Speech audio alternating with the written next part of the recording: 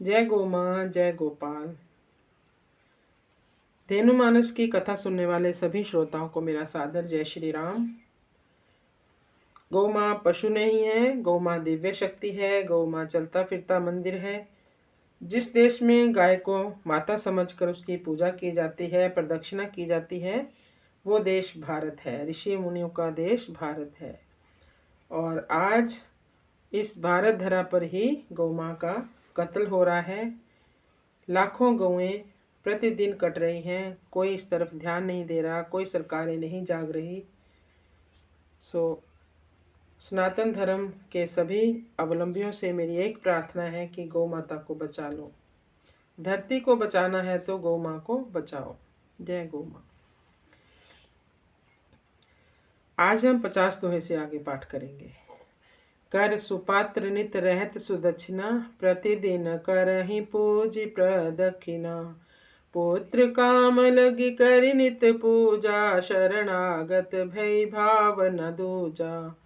एक दिन गिरि गहवर मह जाई, माया रचित सिंह तह आई।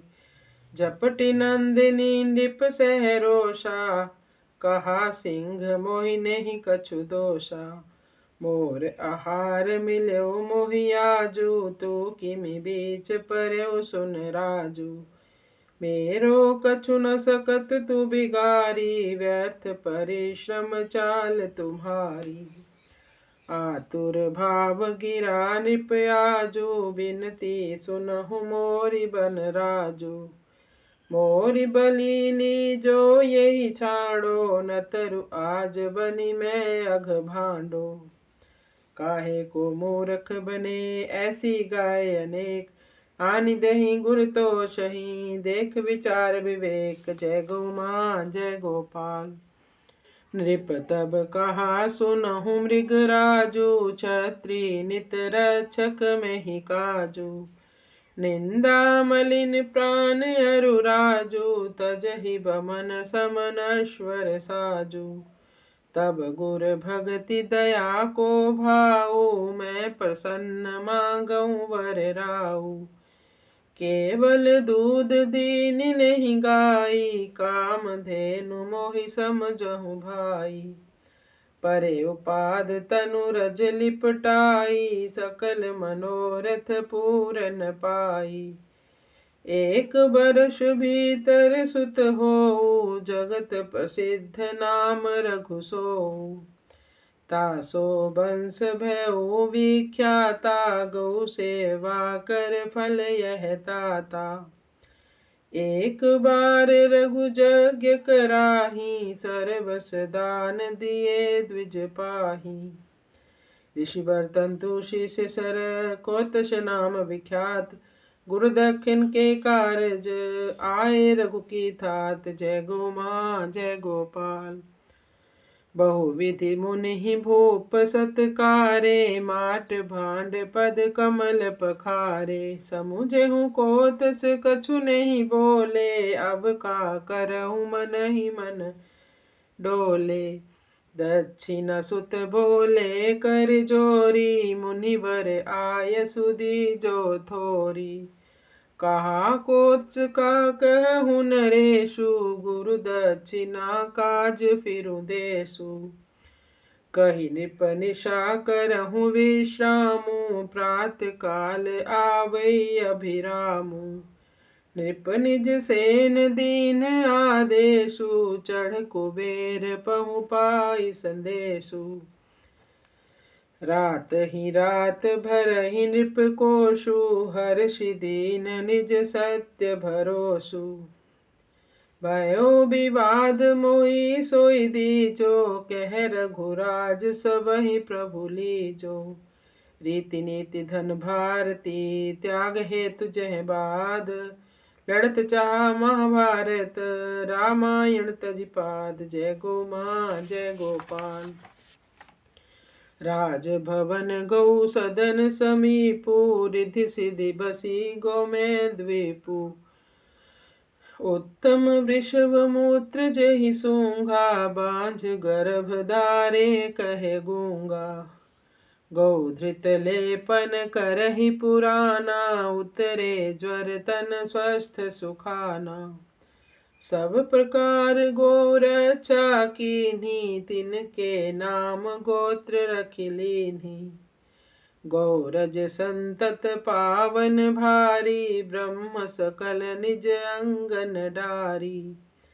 तीर्थ घवन भोज द्विज दीन्हे, व्रत उपवास तपस्या कीन्हे। सकल दान हरि सेवन कीना, धरा भ्रमण सर्वदा सत लीना। ज्ञान ध्यान से पुण्य जो आवे, गौ तृण दिए सकल नर पावे। जो गैयन को मारते ताको तछन मार, क्षमा नहीं तहि दीजिए उतरी धरा को भार। जय गो माँ जय गोपाल। गौ की पूंछ पकड़ के झारे, भागे रोग एक पखवारे। बिनु गोमूत्र आई नहीं सुचिता, गौ में बिना पाई नहीं मुदिता।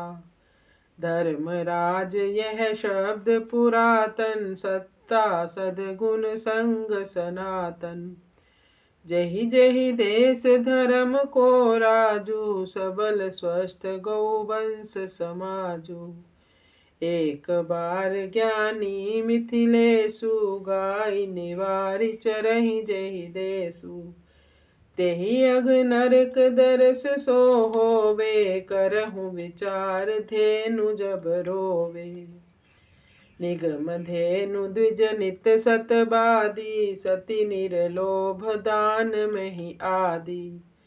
सुघर कल्प तरु छाया पावे, गौ तब काम धेनु बन जावे। निरपराधिनी गौ निर्दोषा, पीर जोग नहीं कारोषा। पावन गौ मंगल की दाता, स्वर्ग सोपान सनातन माता। गौ तीरथ पावन करे, सरिता सुरसरी आदि। जय रज पुष्टि निवासिनी, इतर धेनु बिन बादी। जय गो माँ जय गोपाल, जय गो माँ जय गोपाल। राजा दिलीप के साथ सुदक्षिणा भी उनकी रानी साथ में चलती है। रानी सुदक्षिणा जी के हाथ में अक्षय पात्र होता है, अर्थात गाय के लिए हमेशा ही तुम्हारे हाथ में खुले रहने चाहिए, कुछ ना कुछ आप गौ माता को लेकर ही जाओ। प्रतिदिन पूजा करके प्रदक्षिणा करती है, पुत्र कामना रखकर नित्य पूजा करके पूरी तरह से शरणागति का भाव रखती है और कोई दूसरा भाव नहीं है। एक दिन पहाड़ की गुफा में नंदिनी चलते चलते चली गई। राजा की परीक्षा लेने के लिए गौ माता ने माया जनित एक सिंह प्रकट किया, जो नंदिनी पर झपट गया। राजा ने कुपित होकर बाण निकालना चाहा, वह सिंह बोला, मुझे गौ मारने में कोई दोष नहीं लगेगा। हे राजा, मुझे मेरा आहार मिल गया, तू क्यों बीच में पड़ता है? मेरा तू कुछ भी नहीं बिगाड़ सकता, तेरा परिश्रम और चाल व्यर्थ ही चली जाएगी।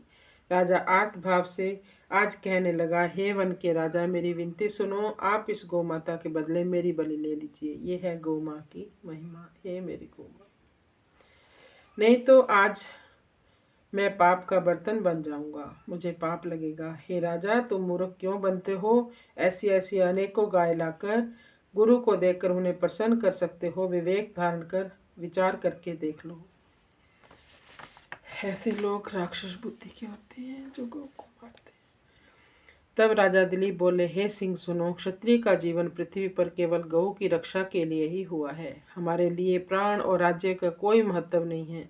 हम समस्त नश्वर पदार्थों को वमन समझकर त्याग देते हैं। यह सुनकर सिंह अंतर्ध्यान हो गया। गौ माता प्रसन्न होकर बोली, हे राजा, तेरी गुरु भक्ति एवं गौ के प्रति दया के भाव को देखकर मैं प्रसन्न हो गई हूँ। मैंने तो तेरी परीक्षा लेने के लिए ऐसा दृश्य प्रकट किया। अब तुम वरदान मांगो। मुझे केवल दूध देने वाली सामान्य गाय ही मत समझो, मैं संपूर्ण कामनाओं की पूर्ति करने वाली कामधेनु गाय हूँ। कामधेनु गाय तब बनती है जब उनकी आप पूरी दया भाव से, पूरी समर्पण भाव से सेवा करते हो, तो कोई भी गाय कामधेनु बन जाती है। राजा गौ माता के चरणों में गिर पड़े, रज में लोटपट हुए, सारे मनोरथ पूर्ण हुए। गौ माँ ने कहा, 1 वर्ष के भीतर तेरे पुत्र होगा, जिसका नाम रघु होगा और वह जगत प्रसिद्ध होगा। तभी रघुवंश में आगे चलकर प्रभु श्री राम का जन्म हुआ। इनके पीछे गौ भक्ति ही थी, उनसे रघुवंश विख्यात होगा। हे तात, ये सब गौ सेवा का फल है। एक बार राजा रघु ने यज्ञ किया जिसमें सर्वस्व दान करके ब्राह्मणों को प्रसन्न किया। वर्तंतु नाम के एक ऋषि थे जिनका एक श्रेष्ठ शिष्य हुआ जिसका नाम कोतस विख्यात हुआ। वे गुरु दक्षिणा के लिए राजा रघु के स्थान पर आए। मुनि कोतस का राजा ने खूब सत्कार किया, मिट्टी के बर्तन पर चरण कमल धोए। कोतस जी समझ गए कि राजा इस समय सर्वस्व दान कर चुके हैं, इसलिए गुरु दक्षिणा के संबंध में कुछ नहीं बोले। मन ही मन डोल गए, अब मैं क्या करूं। सुदक्षिणा के पुत्र राजा रघु ने हाथ जोड़कर कहा, हे मुनिवर, मुझे थोड़ी आज्ञा दीजिए। कोतस जी बोले, हे राजा, मैं क्या करूं, गुरु दक्षिणा जुटाने के लिए देश भ्रमण कर रहा हूं। राजा ने कहा, हे प्रभु, रात्रि को विश्राम कीजिए, प्रातःकाल सुंदर समय प्रस्थान करें। राजा ने अपनी सेना को आदेश दिया कि कुबेर पर चढ़ाई करो। यह संदेश कुबेर को मिला। रात ही रात में राजा रघु का कोष भर दिया। हर्षित होकर सारा कोतस के चरणों में समर्पित कर दिया। उन्हें अपने सत्याचरण पर पूरा भरोसा था। राजा रघु और कोतस में विवाद शुरू हुआ। कोतस बोले, मुझे थोड़ा दीजिए। रघु बोले, प्रभु आप सब ले लीजिए। भारतवर्ष की रीति नीति धन्य है जहाँ त्याग के लिए, छोड़ने के लिए विवाद होता है। महाभारत की लड़ाई चाह की है, लेकिन रामायण की लड़ाई बड़ों का अनुसरण करके छोड़ने की है, त्यागने की है। राजभवन और गौ सदन की नींव एक साथ रखी जाती थी। दोनों पास पास होते थे। रिद्धि सिद्धि गौमय के द्वीप में रहती है। उत्तम बैल के मूत्र सूंघने से बांझ स्त्री भी गर्भधारण के योग्य बन जाती है एवं गूंगा व्यक्ति बोलने लगता है। जो व्यक्ति ज्वर से पीड़ित हो उस पर पुराने गोधृत का लेपन करना चाहिए, उसका ज्वर उतर जाता है और शरीर स्वस्थ और सुखी हो जाता है।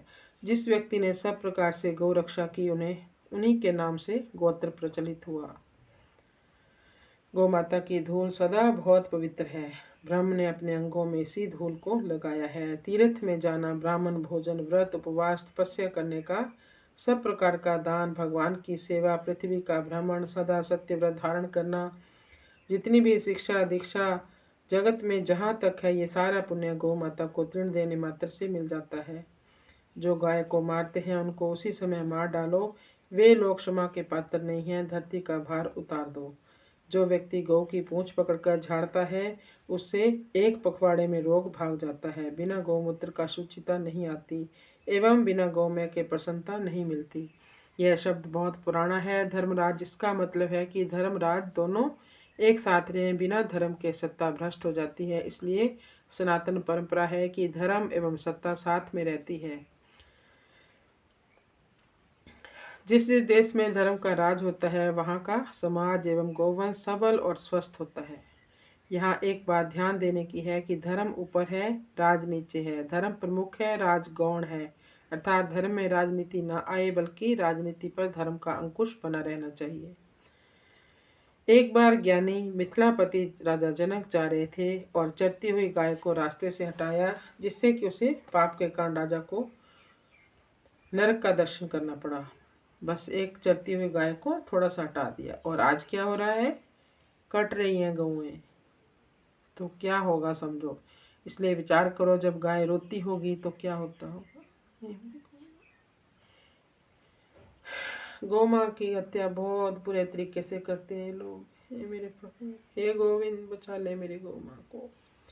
विप्र, गाय, वेद, सत्यवादी, सती नारी, निर्लोभ और दान, इन सात ने पृथ्वी को धारण किया है। इन्हीं के सत से ही पृथ्वी टिकी हुई है। जब गौ माता अच्छे घर रूप कल्पतरु की छाया में पलती है तो गौ माता कामधेनु बन जाती है। निरपराधनी राधा यानी गौ माता निर्दोष है, वह पीड़ा योग्य नहीं है। उस पर क्रोध क्यों करते हो। पवित्र गौ माता मंगल देने वाली है, स्वर्ग की सीढ़ी और सनातन की माता है। गौ माता तीर्थों को भी पवित्र करती है। नदी, गंगा आदि भी गौ माता से पवित्र होती हैं, जिसकी धूल में पुष्टि का निवास है और सब बिना गाय के व्यर्थ है। ये धरती उसी समय रसातल को जाएगी जब हमारी गौ माता इस तरह पर नहीं रहेगी।